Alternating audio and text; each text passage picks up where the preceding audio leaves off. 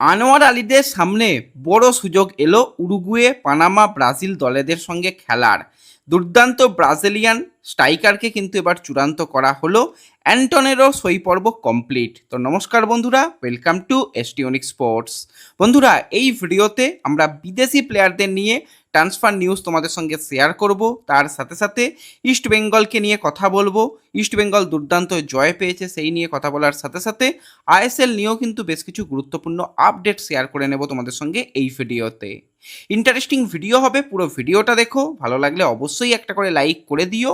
আর যারা চ্যানেলে প্রথমবারের জন্য এসেছো মনে করে চ্যানেলটাকে সাবস্ক্রাইব, আর যারা ফেসবুক পেজ থেকে দেখছো ফলো করে নিও। অনেকেই সাবস্ক্রাইব বা ফলো করতে ভুলে যাচ্ছ, সাবস্ক্রাইব বা ফলো করে রেখো, তাহলে তোমরা কিন্তু সমস্ত লেটেস্ট আপডেট আমাদের চ্যানেল থেকে সবার আগে জানতে পেরে যাবে। তো অবশ্যই সাবস্ক্রাইব আর ফলো করে নিও।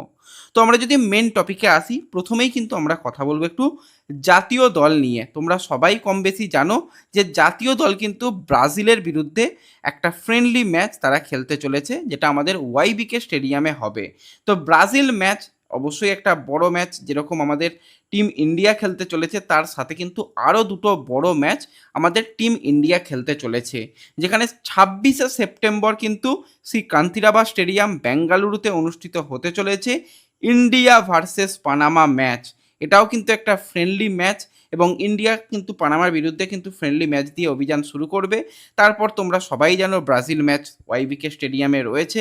ওয়াইবিকেতে আমরা ব্রাজিল ম্যাচ দেখতে পাবো, এবং ব্রাজিল ম্যাচের পরপরই কিন্তু 6ই অক্টোবর আবার সেই ওয়াইবিকে স্টেডিয়ামেই আমরা দেখতে পেতে চলেছি ইন্ডিয়া ভার্সেস উরুগুয়ে ম্যাচ। তো বোঝাই যাচ্ছে যে পরপর তিনটে ফ্রেন্ডলি ম্যাচ এবং তিনটে অনেক বড় দেশের সঙ্গে আমাদের খেলা রয়েছে।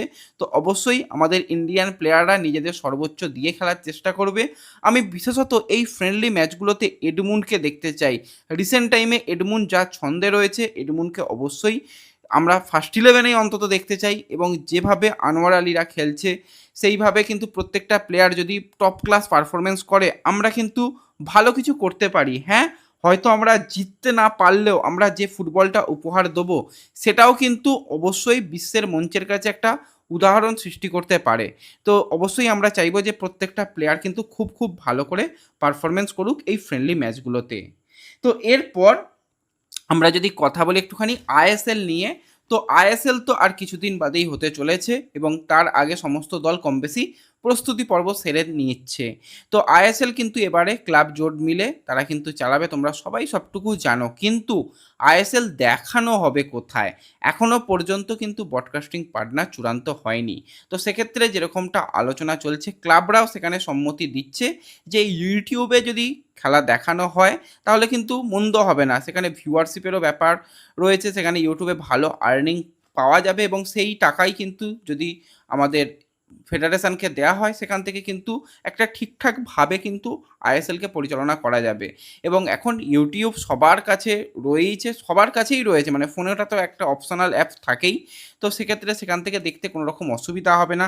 সাবস্ক্রিপশনের খুব একটা ব্যাপার নেই যে সাবস্ক্রিপশন নিয়ে খেলা দেখতে হবে। তো সেক্ষেত্রে ভিউয়ারশিপ যথেষ্ট ভালো হবে বলে আশা করা হচ্ছে। তো সেই নিয়ে গুগল এবং ইউটিউব তারা কথাবার্তা বলছে, তারা তো ইন্টারেস্ট শো করেছে। এবার দেখা যাক আমাদের ফেডারেশন এই ব্যাপারটায় যদি সম্মতি দেয়, খুব একটা খারাপ হবে না, আমি তো বলবো খুবই ভালো হবে। কারণ আইএসএলকে যদি ওই টাকা দিয়ে দেখতে হয়, টাকার বিনিময়ে যদি দেখতে হয়, তাহলে খুবই খারাপ ব্যাপার, যেটা টিভিতে আগে আমরা সহজেই দেখতে পেতাম। তো সেক্ষেত্রে টিভিতেও যদি এরকম খেলা দেখানোর ব্যবস্থা থাকে এবং তার সাথে যদি ইউটিউবকেও যুক্ত করে দেওয়া হয়, তাহলে কিন্তু ভিউয়ারশিপ ডেফিনেটলি ভালো হবে। যেভাবে আমরা লাস্ট ইয়ার স্ট্রাগল করেছি, সেখান থেকে কিছুটা হলেও বেরিয়ে আসা যাবে। তো এটা একটা খুব ভালো পদক্ষেপ। দেখা যাক, যদিও এই ব্যাপারে এখনও পর্যন্ত কিছু অফিসিয়ালি হয়নি। তো এই দিকেও আমাদের নজর থাকবে যে কত তাড়াতাড়ি এই ব্যাপারটাকে মিটিয়ে ফেলা যাবে।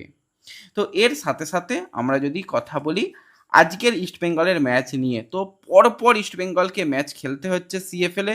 সেখানে খুব কম সময়ের মধ্যেই কিন্তু ইস্টবেঙ্গলকে খেলতে হলো, এবং সবথেকে ভালো ব্যাপার, আজকে ইস্টবেঙ্গল ভালো খেলেছে।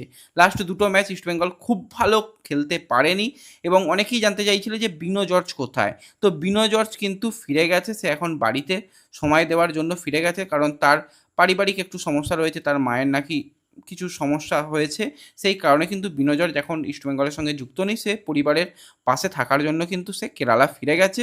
অর্চিষ্মান দা সেই কিন্তু এখন ইস্টবেঙ্গলের রিজার্ভ টিমের দায়িত্ব সামলাচ্ছে এবং যেখানে আজকে 2-0 গোলে জয়, এটা কিন্তু অবশ্যই ইস্টবেঙ্গলকে অনেকটা সামনের দিকে পয়েন্টস টেবিলে এগিয়ে দিল, সেটা বলাই যায়।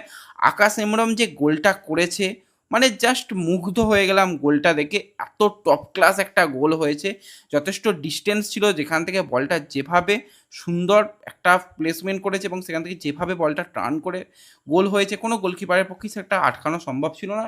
ব্রিলিয়ান্ট গোল কিন্তু আকাশ এমরম করেছে। এছাড়া বিলালকে নিয়ে আমরা বারবারই বলছিলাম, কেরালায় যথেষ্ট ভালো সে ডোমেস্টিক টুর্নামেন্ট খেলে আসছে এবং বিলাল ধারাবাহিক ভালো খেলছে। বিলাল গোলও করছে, শুধু গোল নয়, বিলালের যদি তোমরা খেলা দেখো, নো ডাউট ভালো বিলাল খেলছে। বিলাল কিন্তু 68 মিনিটের মাথায় গোল করে এবং ইস্টবেঙ্গল কিন্তু 2-0 গোলে ম্যাচটা জিতলো।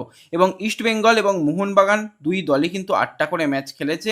তো পয়েন্টস টেবিলের দিকে তাকালে সেখানে কিন্তু ভবানীপুর তারা 10 ম্যাচে 24 পয়েন্ট নিয়ে পয়েন্টস টেবিলের 1 নম্বর পজিশানে রয়েছে।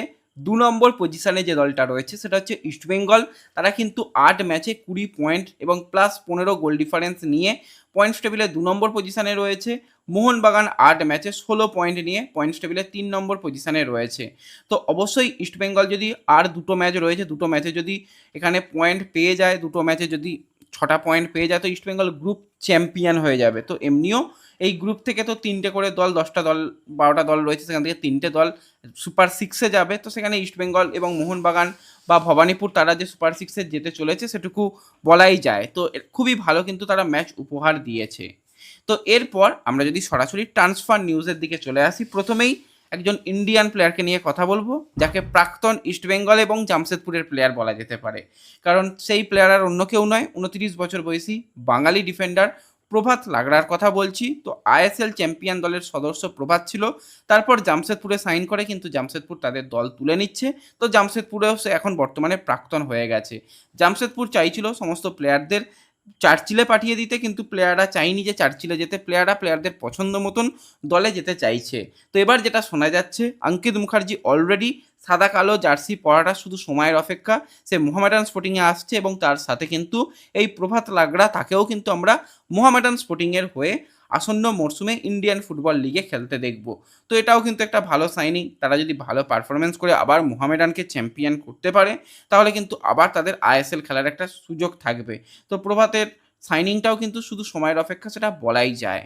এরপর যদি আমরা আরও এক প্রাক্তন ইস্টবেঙ্গলের চ্যাম্পিয়ন বিদেশির প্লেয়ারের কথা বলি, সেটা হচ্ছে 25 বছর বয়সী ডেনমার্কের ফরওয়ার্ড অ্যান্টন সর্জবার্গ। তো অ্যান্টন ইস্টবেঙ্গলে জার্সি গায়ে লাস্ট সিজনে খেললো এবং সেখানে কিন্তু তার একটি গোল রয়েছে 10 ম্যাচে। ওই একটি গোলটাই ইস্টবেঙ্গলকে চ্যাম্পিয়ন হতে সাহায্য করেছিল। বেঙ্গালুরু ম্যাচে ইস্টবেঙ্গল পিছিয়ে থাকে, সেখানে ওই অ্যান্টনের সেই যে গোল, সেই গোল কিন্তু ইস্টবেঙ্গলকে মূল্যবান একটা পয়েন্ট এনে দেয় এবং তার জন্যই ইস্টবেঙ্গল ভারত সেরা হয়েছিল। তো সেই চ্যাম্পিয়ন দলের সদস্য ফ্রি এজেন্ট ছিল, এবার কিন্তু সেই চ্যাম্পিয়ন সদস্য এবং তা চ্যাম্পিয়ন কোচ, প্রাক্তন চ্যাম্পিয়ন কোচ অস্কার ব্রুজন কিন্তু এই অ্যান্টন সর্জবার্গকেও তার দলেই নিয়ে যাচ্ছে। অর্থাৎ ভয়ঙ্করাতে কিন্তু আমরা যেরকম কেভিন সিভিলেকে দেখলাম অস্কার ব্রুজনের সঙ্গে সেখানে চলে যেতে, তার সাথে কিন্তু অ্যান্টন সর্জবার্গের ডিলও কিন্তু ডান হয়ে গেছে, তাকেও কিন্তু আমরা আবারও অস্কার ব্রুজনের আন্ডারে খেলতে দেখব। তো আমরা চাইবো অবশ্যই অ্যান্টন খুব ভালো পারফরমেন্স করুক ভয়ঙ্করাতে। তো এরপর যদি আমরা একজন ব্রাজিলিয়ান প্লেয়ারকে নিয়ে কথা বলি, সেই প্লেয়ার হচ্ছে 33 বছর বয়সী ব্রাজিলিয়ান ফরওয়ার্ড এভারটন। তো এভারটন কিন্তু আসছে আইএসএলে, তাকে ওড়িশা এফসি সাইন করাতে চলেছে বা সাইন কমপ্লিট হয়ে গেছে। তার যদি লাস্ট ইয়ার পারফরমেন্স নিয়ে কথা বলা যায়, লাস্ট ইয়ার কিন্তু সে খুব ভালো পারফরমেন্স করে আসছে ইন্দোনেশিয়াতে। সেখানে 23 ম্যাচে 13 গোলের সাথে ছিল 3টি অ্যাসিস্ট এবং প্লে অফ রাউন্ডেও কিন্তু একটি গোল ছিল একটি ম্যাচে, অর্থাৎ 24 ম্যাচে 14 গোলের সাথে 3টে অ্যাসিস্ট রয়েছে। স্ট্রাইকার পজিশানে খুবই ভালো তার লাস্ট ইয়ার পারফরমেন্স হয়েছে এবং লাস্ট 2-3টে ইয়ার কিন্তু সে যথেষ্ট ভালো করছে, সেটা বলাই যায়। এবং তার কিন্তু সুপার লিগাতে ম্যাচ খেলার অভিজ্ঞতা রয়েছে, সেখানেও কিন্তু 20টা গোলের অবদান রয়েছে। সৌদির ফার্স্ট টায়ার লিগের ক্লাবেও কিন্তু তার 12টা গোল করার অভিজ্ঞতা রয়েছে। এএফসি কাপে 10 ম্যাচে 4টে গোল করার অভিজ্ঞতা রয়েছে। তো ওভারঅল যেখানেই খেলেছে সেখানেই কিন্তু ঠিকঠাক পারফরম্যান্স করে আসছে। তো এই ব্রাজিলিয়ান প্লেয়ারকে কিন্তু আমরা আসন্ন মরশুমে ওড়িশা এফসির জার্সি গায়ে আইএসএল এ দেখতে পেতে চলেছি। তো ব্যাস এই ভিডিওতে এই আপডেটগুলোই শেয়ার করার ছিল। ভিডিও ভালো লাগলে লাইক, শেয়ার করে দিও। চ্যানেলে প্রথমবারের জন্য এলে সাবস্ক্রাইব আর ফলো করে নিও। দেখা হবে পরবর্তী ভিডিওতে। ধন্যবাদ।